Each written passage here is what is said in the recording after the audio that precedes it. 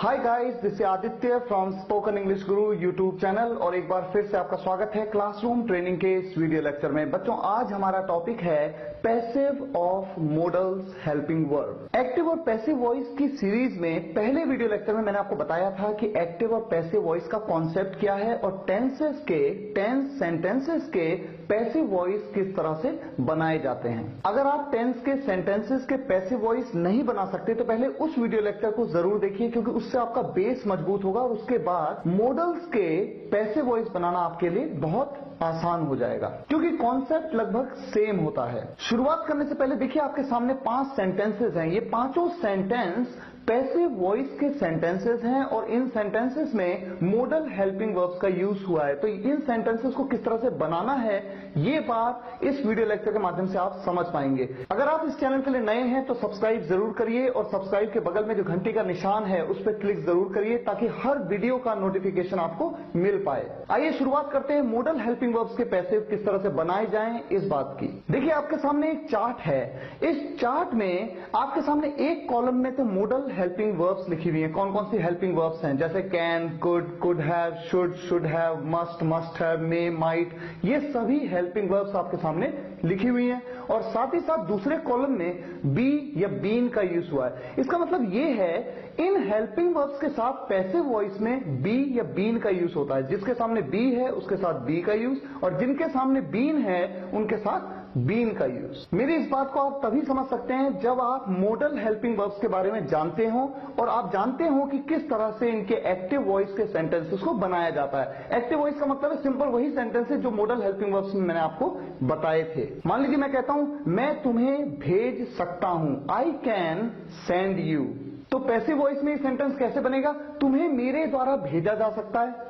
यहां पर मेरे के साथ द्वारा का प्रयोग, सब्जेक्ट के साथ द्वारा का प्रयोग, बिल्कुल वैसे ही जैसे एक्टिव वॉइस टेंस में मैंने आपको बताया था। और या फिर यह हो सकता है कि उस सेंटेंस में द्वारा के साथ सब्जेक्ट का यूज हो ही नहीं। मान लीजिए मैं कहूं, तुम्हें भेजा जा सकता है, लेकिन ये ना बताऊं किसके द्वारा, तो यहां पर देखिए सब्जेक्ट के साथ द्वारा का प्रयोग नहीं हुआ है, सब्जेक्ट के बारे में बताया ही नहीं गया। तो बेसिकली पैसिव वॉइस में आप तो जानते हैं 2 तरह के सेंटेंसेस होते हैं। एक वो जिनमें सब्जेक्ट के द्वारा सब्जेक्ट का जिक्र होता है, और दूसरे वो जिनमें सब्जेक्ट के बारे में बताया नहीं गया होता।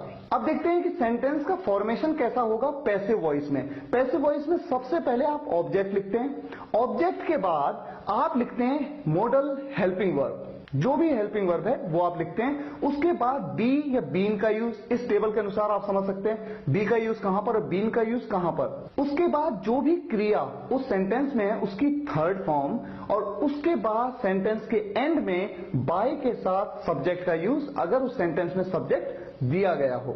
अब एक एक करके सभी मॉडल हेल्पिंग वर्ब्स में मैं एक्टिव वॉइस का एक सेंटेंस बनाऊंगा और उसके बाद उसी सेंटेंस को पैसिव वॉइस में बनाऊंगा। मान लीजिए मैं कहता हूं, मैं तुम्हें भेज सकता हूं, आई कैन सेंड यू। ये एक्टिव वॉइस का सेंटेंस है। और पैसिव में जब बनाएंगे, तुम्हें मेरे द्वारा भेजा जा सकता है, तो रूल के हिसाब से देखो, तुम्हें मेरे द्वारा भेजा जा सकता है तो ऑब्जेक्ट तो तुम हो, सबसे पहले object you.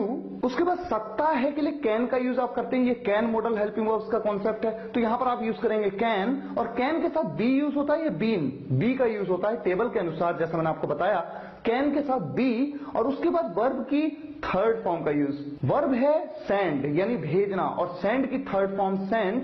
You can be send किसके द्वारा, मेरे द्वारा, बाय मी। और मान लीजिए कोई आपको ये सेंटेंस दे कि तुम्हें भेजा जा सकता है, लेकिन ये ना बताए किसके द्वारा, तो बाय के बाद जो सब्जेक्ट वाला पार्ट है वो नहीं आएगा, आप कहेंगे यू कैन बी सेंट। इसी तरह से देखिए, कुड का यूज सका या सकता था के लिए हो सकता है। ये बात मॉडल हेल्पिंग वर्ब्स के कुड के वीडियो लेक्चर में मैंने आपको बताई थी। यहां पर देखिए, मान लीजिए मैं कहूं, मैं तुम्हें भेज सका, I could send you, active voice में। और अब देखिए पैसिव वॉइस में, तुम्हें मेरे द्वारा भेजा जा सका, यू, उसके बाद मॉडल हेल्पिंग वर्ब कुड, उसके बाद बी का use, you could be sent by मी।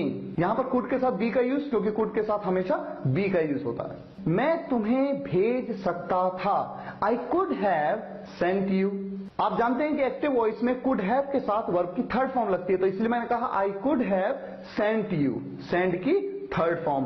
अब बात करते हैं पैसिव वॉइस में। पैसिव वॉइस में देखिए, तुम्हें मेरे द्वारा भेजा जा सकता था, यू कुड हैव, और कुड हैव के बाद बी लगेगा, ये बीन, तो मैंने बताया बीन लगता है, यू कुड हैव बीन, और वर्ब की थर्ड फॉर्म, क्रिया है भेजना, भेजना की थर्ड फॉर्म सेंट, किसके द्वारा, मेरे द्वारा, बाय मी।